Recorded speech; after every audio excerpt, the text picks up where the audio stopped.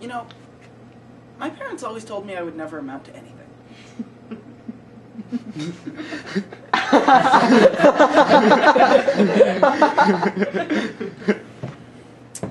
I've been going through something of a midlife crisis lately, which is unfortunate, especially if you do the math, because I'm 17 years old, midlife, 17.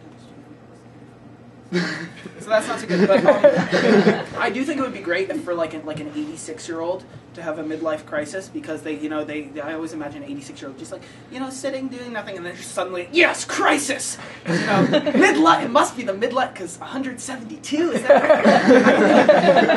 my planner? 172. Yeah. And then, so that's good. But for me, it's not nearly as fortunate. It's really bad actually. So I've been thinking to myself, how do I remedy this? How do I fix this? I have to become an enthusiast of something. So what do I become an enthusiast of? So I spin the wheel, and it lands on processed foods. And I don't know why it lands on that, because I don't control the wheel, so I don't know. But it lands on that. So what I've taken to doing is every night I ingest an entire can of Ready Whip. So if you don't know what Ready Whip is, it's a thick white paste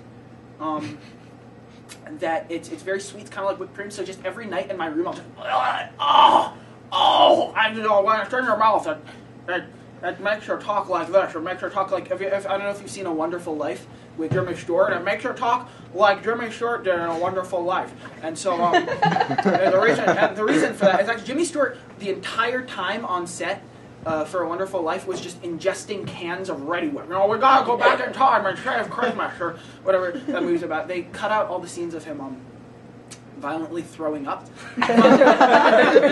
It's a shame though, because I would have liked to see, but that doesn't. So Ready Whip. It's really unfortunate, and you wouldn't think it would have an effect on your brain, but it does. It makes me think of ideas for frustrating products. For example, the obvious one, because I'm eating Ready Whip. It makes me think of a product called Almost Ready Whip. It's always almost ready. I have experimented with other whips. There's one in particular. It's called Miracle Whip that I've tried, and that made me think of a product called Easily Explained by Science Whip.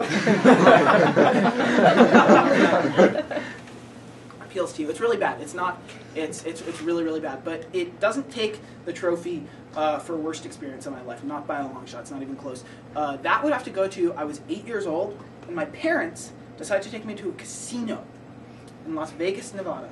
So I'm an 8-year-old going with my parents to a casino. An 8-year-old at a casino, it's like an adult at a child's birthday party, because you have no idea what to do with yourself. So we walk in, and I'm immediately alone. So gone. It takes 0 seconds. 0 seconds for them to be gone. And I'm walking through, and it's foggy, and I have to go like this just to see. I'm coughing. There's depressing people losing money, and nothing they can do about it. There's men spitting on me. There's men spitting on me. Not even, not inadvertently, not men just like walking by spitting on me. There's a circle of men standing around me and spitting on me.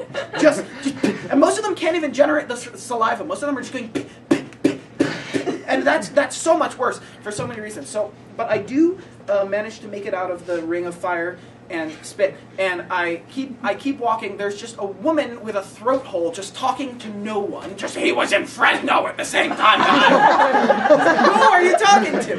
And I keep walking and go past slot machines and poker tables, and then a bald man just picked me up and just took me. And not like, a parent would pick up a child. He picked me up like this, like you would carry a rug. I was just sideways. And he was he could have just had me forever. Because my parents, I don't know where they were, but he takes me into the kitchen. There's people shouting at me now in every single language. There are people shouting at me. And then in the kitchen, they gave me an actual trophy. If you thought I was being figurative when I said take the trophy for worst experience in my life, they gave me a trophy. And it obviously didn't say, like worst experience. That'd be ridiculous. It was a youth bowling trophy, 5th place. So, I could have done better, but here's the thing though. I don't think you can fault my parents. I don't think you can, and here's why. I plan to engage in some non-traditional parenting methods as well. One thing I'm going to do for my kids is I'm going to tell them the story of the tortoise and the hare. And that's a very special story to me because it's incredibly problematic. Here's the thing about the tortoise and the hare. There's only one reason that the tortoise wins. The hare takes several naps during the race.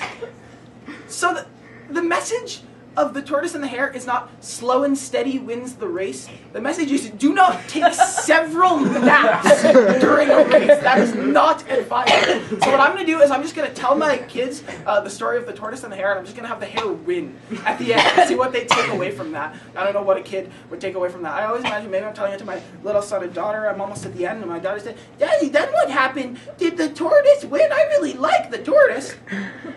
Honey, it's very important to me that you understand relative animal speeds. The hare is a hare. Listen, please. The tortoise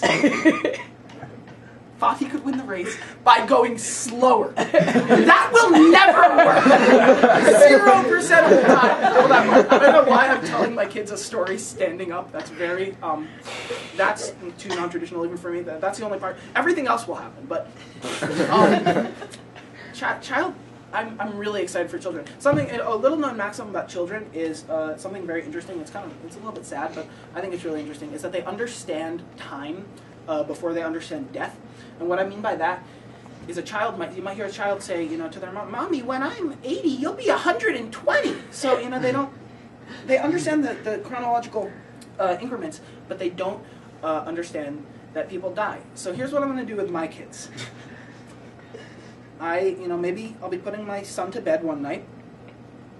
He's about to go to sleep. He says, "Daddy, when I'm 150, Grandma will be 300. And I'll say, "No.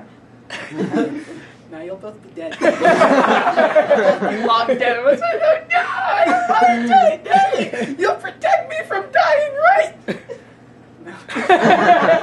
No, honey, I'll be long dead too. Honey, I'm going to die when I'm 34 years old.